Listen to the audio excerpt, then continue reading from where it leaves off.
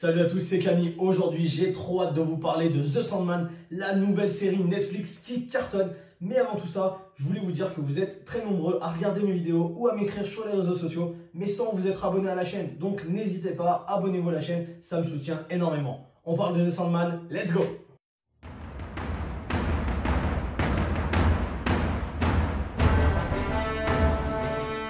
Vous avez envie de mater cette série, mais vous ne savez pas vraiment à quoi vous attendre, je vous explique tout de suite. Pour commencer, The Sandman, c'est une série de romans graphiques qui a été créée par Neil Gaiman il y a plus de 30 ans et qui a été publiée par DC Comics. C'est une série de contes qui sont parfois très différents les uns des autres, mais qui ont un point commun, c'est celui de suivre les aventures des Éternels, qui sont de sortes de personnifications de certains concepts humains. Ces éternels sont appelés Endless en anglais, et d'ailleurs je préfère bien mieux ce terme-là, car ça permet de ne pas les confondre avec The Eternal de Marvel, qui sont pour le coup très différents et qui n'ont rien à voir.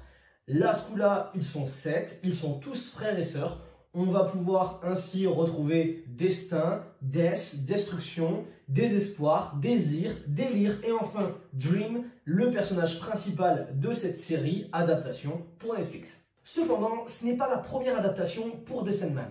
Effectivement, en 2014, Joseph Gordon-Levitt, l'acteur, était parti dans un projet où il était réalisateur, acteur dans ce film qui devait avoir lieu. Tout était bien avancé, mais malheureusement en 2016, alors que les studios changent et qu'on passe de la Warner à la New Line, Joseph Gordon-Levitt va se retirer du projet et ainsi tout va s'arrêter. Il faudra attendre 2019 pour que Netflix annonce avoir signé un contrat avec la Warner pour une adaptation en série de The Sandman.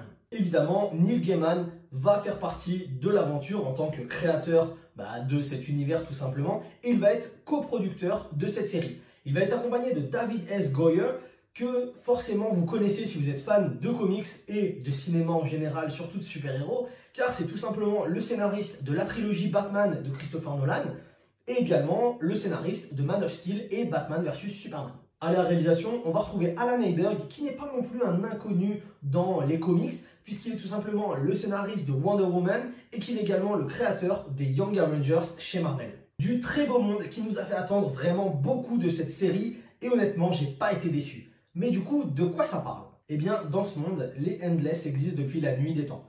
Ils remplissent leur rôle, chacun dans leur royaume respectif.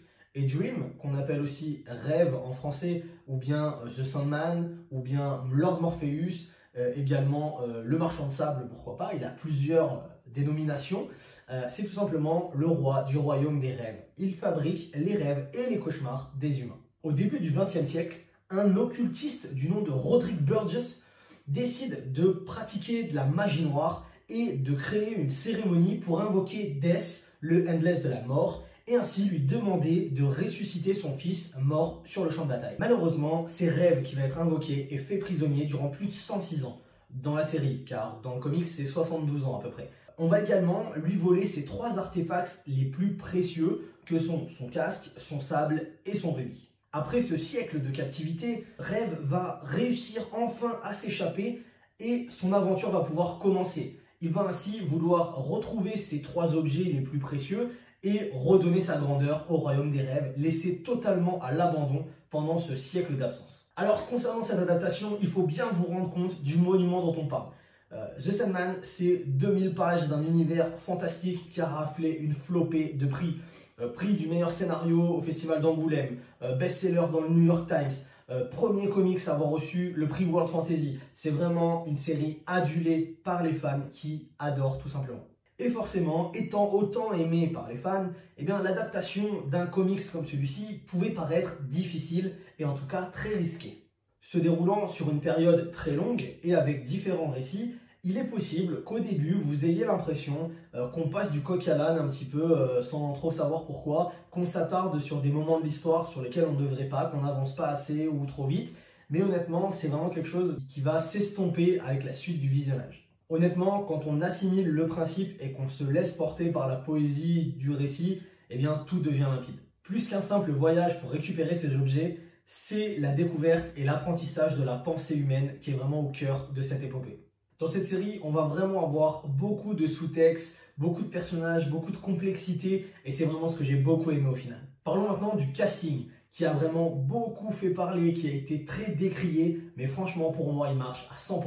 En effet, le fait que certains personnages soient des femmes au lieu des hommes au départ, ou bien qu'ils aient une couleur différente, ou bien qu'ils soient d'une sexualité différente, a fait beaucoup parler. Mais vraiment, au lieu de parler de wokisme, etc., moi j'ai beaucoup trop aimé cette série, donc je ne reviendrai pas là-dessus. J'ai pas du tout envie de parler de ça, j'ai envie de rester positif car vraiment j'ai kiffé cette série. Pour moi, le casting est parfait avec en tête d'affiche Tom Sturridge qui est vraiment nickel dans son interprétation du rôle de Dream avec sa cadence de parole un peu décalée qui fait vraiment très au-dessus, très dieu.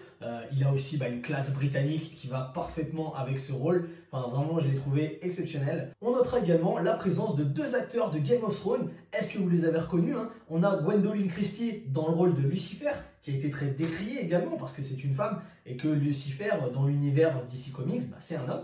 Mais en tout cas, moi, je trouve qu'elle a vraiment géré son rôle parfaitement. Et on a également David Dance, qui est le personnage qu'on voit dans le premier épisode de Roderick Burgess et qui lui joue aussi très bien. On aurait vraiment aimé les voir plus, même si c'est déjà très bien de les voir dans ces rôles-là. Globalement, tous les acteurs m'ont fait rêver dans cette série, même les plus petits rôles sont extrêmement bien joués. Les 15 millions par épisode se ressentent vraiment, avec chaque scène ou presque méticuleusement travaillée, que ce soit par de la mise en scène, par des effets spéciaux qui sont vraiment de très bonne qualité, par des jeux de lumière, des jeux de caméra, bref, vraiment un travail apporté pour chaque scène, et ça c'est vraiment impressionnant. La série a vraiment un univers à part.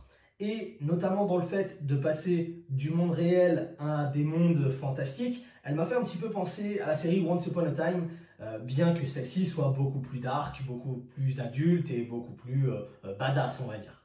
Pour finir, je dirais que pour moi, la série fait vraiment un bon travail, car le plus important dans une adaptation, c'est honorer et respecter le matériel de base, tout en apportant quelque chose de nouveau pour le spectateur.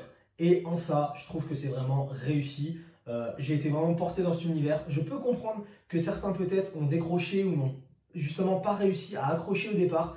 Mais honnêtement, quand vous aimez un petit peu le côté fantastique et quand vous vous laissez porter par l'histoire, que vous essayez d'aller regarder un petit peu le sous-texte qu'il y a derrière, tout ce qui se passe au niveau de l'humain, comment ces êtres un peu déifiés peuvent essayer d'aller chercher ce qu'il y a à l'intérieur de l'être humain, essayer de les comprendre, quand on est là-dessus, c'est vraiment un truc super.